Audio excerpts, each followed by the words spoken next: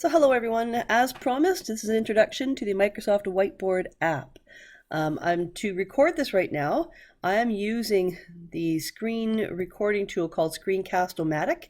I'll be including a link in this email about how to use Screencast-O-Matic. There's a free version and it is super duper easy. If you are using Microsoft Whiteboard during this time of being remote from our classrooms, you're using this app with your students, you'll likely want to use a screen recording tool such as Screencast-O-Matic in order to be able to speak and demonstrate like I'm doing with you. Okay, now this is available on the App Store, on the Microsoft Store. However, from home, we do not have access to the Microsoft Store because our computer is off of the school network. If you're using a district machine, if you're not on this district network, you will not have access to the Microsoft Store. So what I did is I asked if we could have it added to Software Center. So to access that, I just clicked on that little Windows key on the bottom left, or click on the window on my keyboard, and just start to type in Software Center. As soon as you start to type, it just does a search. Okay, whoopsie. So as you can see, this is now Software Center. If you're not familiar with it, this is a library of apps and things that we have available to us from the district. Okay, so Microsoft Whiteboard has been added. Just click on that, download it, and it will be added to your start menu. Okay, so I'm going to go ahead and I'm going to open the Microsoft Whiteboard app. Nope, this is a previous one that I've done.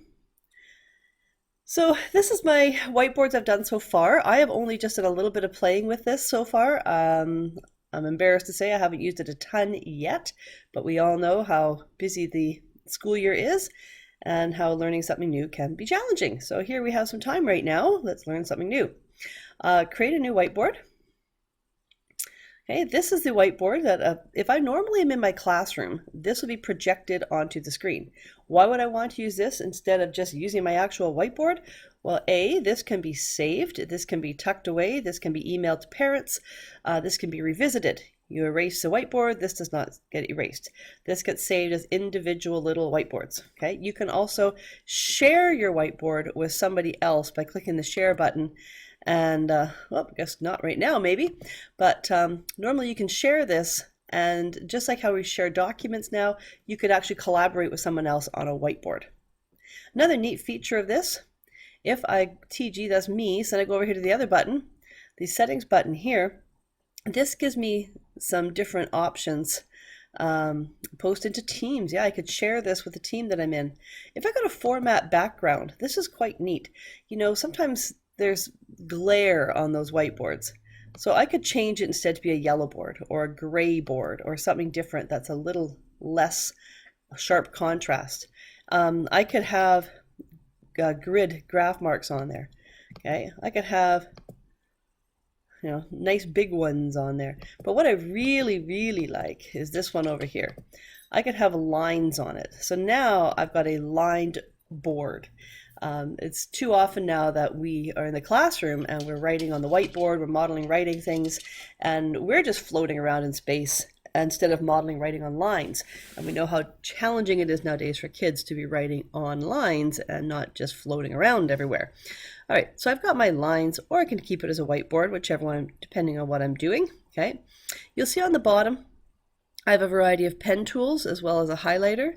I've got an eraser, ruler, a lasso, insert menu, undo, redo. Okay, so these are they put these colors here as selected colors as they're probably your most high use colors. However, you do have the ability to click on them and change whatever color that is. You also have the ability to change the thickness. Okay, so if this is sort of an average pen, that'd be like a super fine tip all the way up to super thick. Okay, so I'm just going to go with this one. I'm now using the pen tool that came with my Surface Pro, and I could just start writing right on here.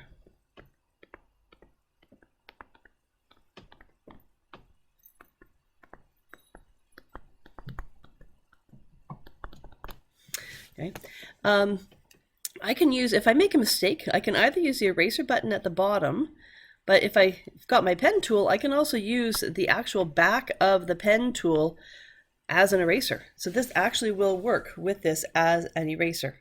Okay, so it's just basically an interactive whiteboard. Now, something else is nice with this though. Let me just change my background again for a second. Let me go back to this a white background. Okay. Oh, don't need to have notifications showing up. I should have put my giving a present. Click on my thing here for a moment.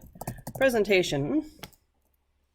Adjust settings before giving a presentation. You don't want those little pop-ups happening while you're presenting. So I am currently giving a presentation. Okay, that will now prevent those pop-ups from happening. Okay, I am back on my regular screen. I'm just going to erase that, and I'm going to put in an image. It's going to let me choose from my computer anything that I've got saved on there. I went online earlier. I went on to the site Which One Doesn't Belong, and I just chose this image. I'm going to stretch this image. And now I could have a discussion with my class about it, or I could ask them to look for different things, and I can write directly on here. I can share their thinking, and then it's going to save all of that for me. So I can refer back to that. Do you remember yesterday when we talked about this here? Okay, so it's really incredibly versatile. If I'm going to as well save this after, I can save it into like OneNote. If suppose I've got a OneNote binder started for my class for the year. If I was using this every day, then you're going to want to have an organized OneNote binder and just save them into that. Anyway, there's a lot of other little features with this. You're welcome, just please go ahead and play with it. Some people also know that right down here, there is the screen sketch in Windows Inkspace. This is a similar, like a little whiteboard, but it doesn't quite have as many features as Microsoft Whiteboard. And oh, and also one other thing with this here is it's an endless field screen. See, if I just click and move and I need more space, I can just keep on moving it. It is like a limitless, endless amount of space. Okay, so it's pretty remarkable.